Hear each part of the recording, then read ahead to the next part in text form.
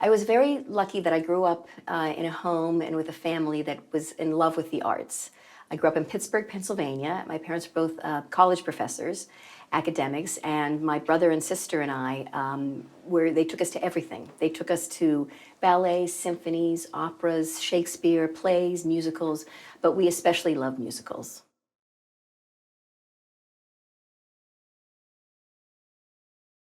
You know, I think every director choreographer, we sort of have the same journey. We were all kids in the chorus at one point. So I was a dancer, I was a performer. I was touring in Cats, of all things, in the US, when my brother, who was also, my brother Rob, who's also a performer, was a dancer at the time, was transitioning into choreography. And he was asked to come in on a show called Kiss of the Spider Woman and to sort of come in and do additional choreography. And he brought me in, and we went to Toronto, brought it to London, then we brought it to Broadway. And that was my brother's Broadway debut as a choreographer and my Broadway debut also. And from then, you know, I think for choreography, it's really like an apprenticeship art. Every choreographer I know was a dancer, then maybe became a dance captain, and then an assistant choreographer, and then maybe get a chance to choreograph, and then maybe get a chance to direct and choreograph.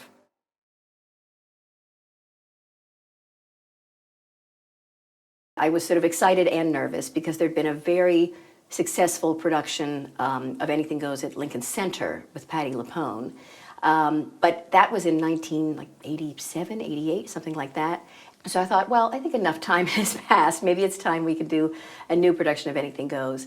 And then once Sutton Foster came on board to play Reno Sweeney, then we were off to the races. And it was just, I knew we could create something really special with her.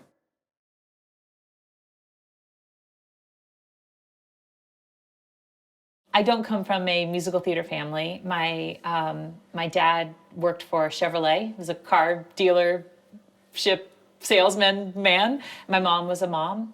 But my mom had aspirations of being a model when she was young, although that didn't pan out. But anytime her children showed anything that, I have an older brother who's 5 years older, but anytime her children showed anything that was unconventional or anything involving the arts, she was incredibly encouraging. And she loved the movies, and she put me in dance class when I was 4, and I started ballet and tap and loved all of that, and then started doing community theater because they needed dancers. So they came to our dance studio. This was in Augusta, Georgia in the States, and there was a little sign up that said they were doing Annie at the Augusta Players Community Theater, and they needed dancers, young girls, dancers to play the orphans. And my mom's like, you should audition. And I was like, I want to play with my friend Bethany. She's like, you should go. And so I went, and then I was 10, and I had to sing for the first time in front of everybody. And there was like a piano, and I sang. I think maybe from the show. I knew the movie, and my mom said the whole room got quiet. And it was the first time I had ever sung in public. And I was like, whoa, you know, my like jean cutoffs and like jelly shoes and stuff. And they ended up casting me as Annie.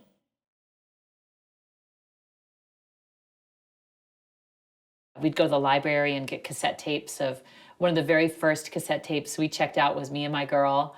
With Robert Lindsay, and like I was like, that was like my very first, you know, musical theater album that I was like obsessed with.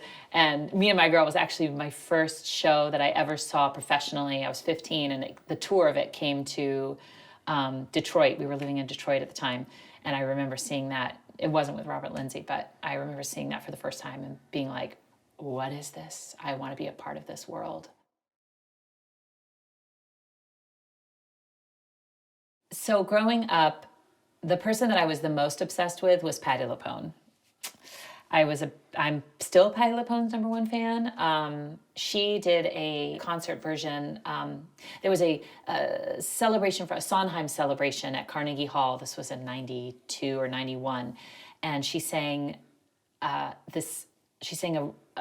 rendition of Being Alive from Company. And I remember being 15 years old and watching that and being mesmerized by her talent and her confidence. And I don't remember anyone else who performed in that celebration except for her. I've told her this. I'm like obsessed with her. And one of the reasons why I wanted to play Reno Sweeney was because Patti LuPone had played Reno Sweeney.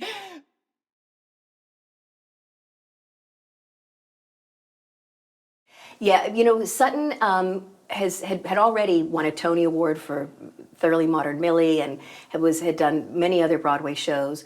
But I think what really excited me about creating Anything Goes for Sutton is that not only is she a great singer, great actress, great comedian, but she's an unbelievable dancer.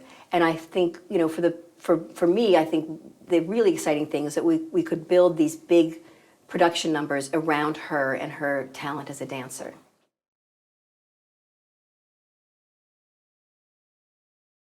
I think one of the things Sutton and I were most excited about coming here and revisiting the show at the Barbican was that the rest of the cast was going to be new.